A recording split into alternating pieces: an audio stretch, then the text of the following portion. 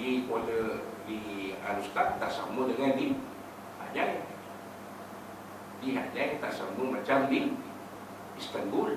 Di Istanbul tak sama macam di Moskow, London, Paris, New York dan sebagainya.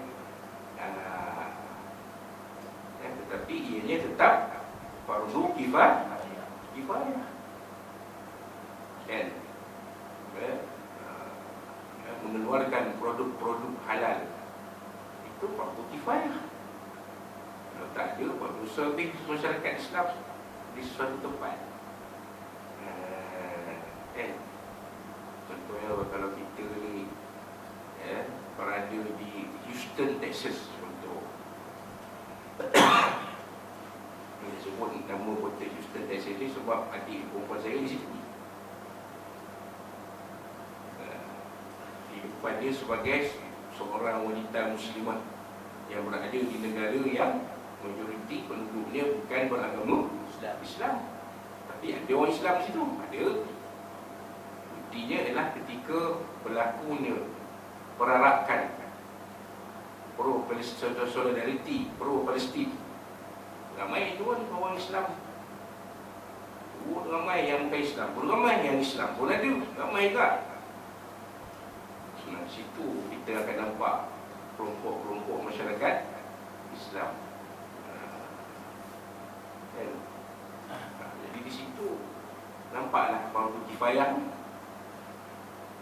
Kan? Ada tak kedai masjid Muslim?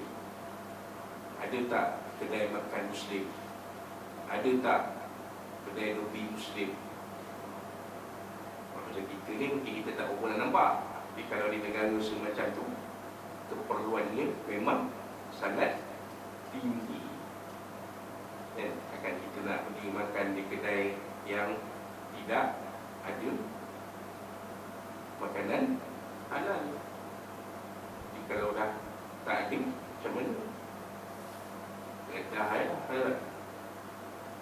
Alternatif yang terdekat ialah mencari makanan yang dikeluarkan oleh orang-orang Yahudi. Itu alternatif yang paling terdesak. Tak ada pun lah.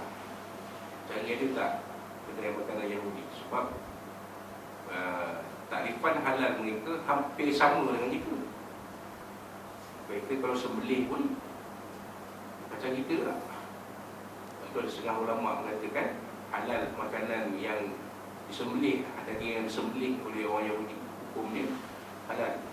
Setengah ulama, saya tak kata semua, setengah.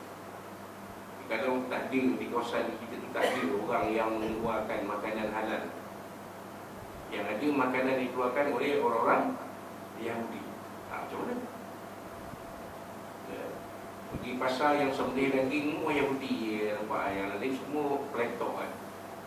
Macam mana? Situlah. Itulah pentingnya fardu kifayah. Fardu kifayah. Baik. Itu cerita tentang fardu kifayah. Sikit nak bagi terang lagi apa yang dikatakan fardu kifayah. Baik, pasal yang berikutnya, pasal 51, cara mandi jenazah. Itulah kita di surau ni sebaik-baiknya ada dalam setahun diadakan khusus perurusan jenazah. Apa? Supaya ada nanti di kalangan kita awam di kampung ni yang berkebolehan menguruskan jenazah. Kalau tidak memimpin pun, memang memimpin tu kita panggil import tuan imam Masjid Mutadin atau Masjid Hurairah, betul tak? Tapi yang nak bantu dia di kanan tu, kalau masing-masing tak erti, kena suruh pun tak erti, kacau tu. Jadi kalau tak disuruh pun dia tahu apa nak buat, mudah Tok Bilal memimpin tu,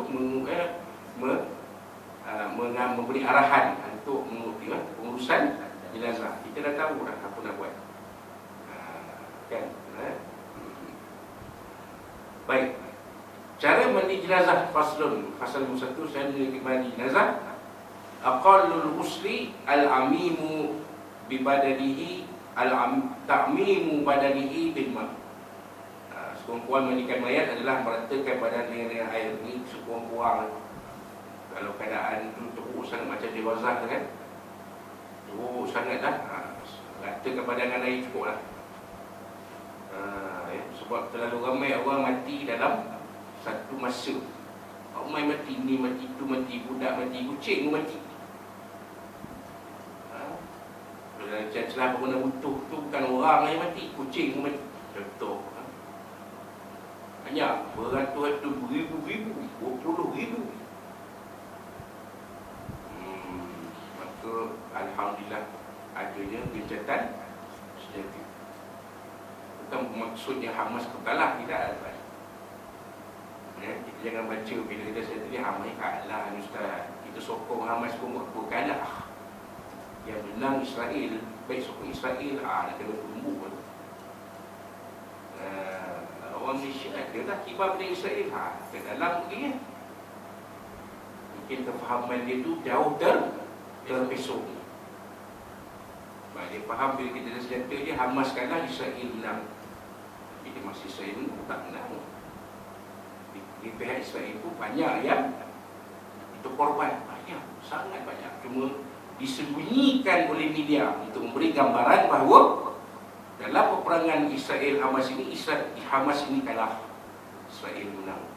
Itu peranan media barat. Jadi sebenarnya kalangan Israel pun ramai yang mati. Ramai yang mati. Tapi disembunyikan. Itu pun terlepas kan ke handphone kita kan. Masuk dalam dalam lori-lori itu kan. Jenazah pegawai itu kata sangat busuk. Teruk. Satu video lain pula, orang Gaza yang mati syahid dan terkorban, baunya wangi kan, sebab mereka mati sebagai syuhada.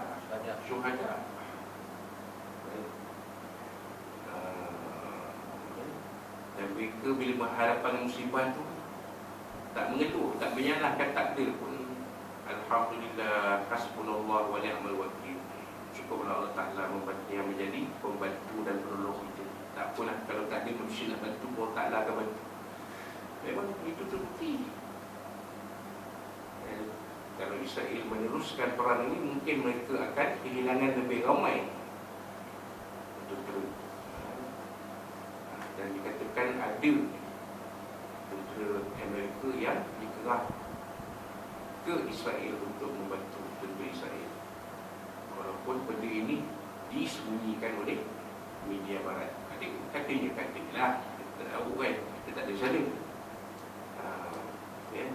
Orang kita yang tu Gaza pun dah bantah balik ke sini ya. Macam mana kita nak dapat maklumat je, melainkan apa yang dihidangkan oleh media.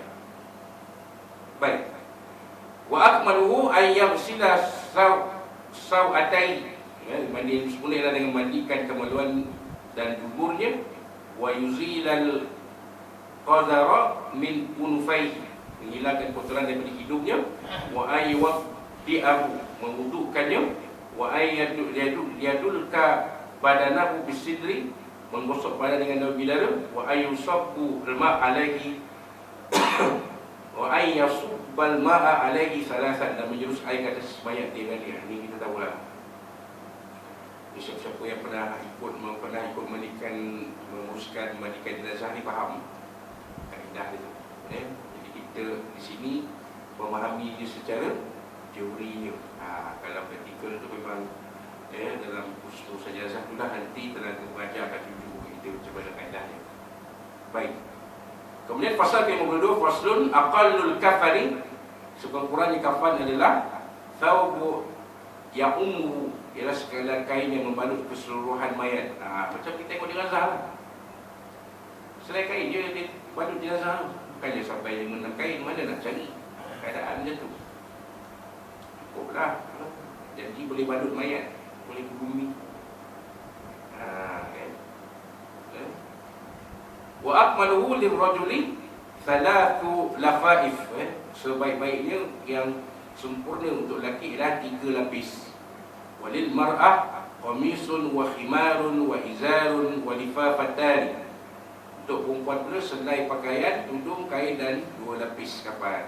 Ini kakak tahu lah kan, ini yang biasa bantu bilal wanita.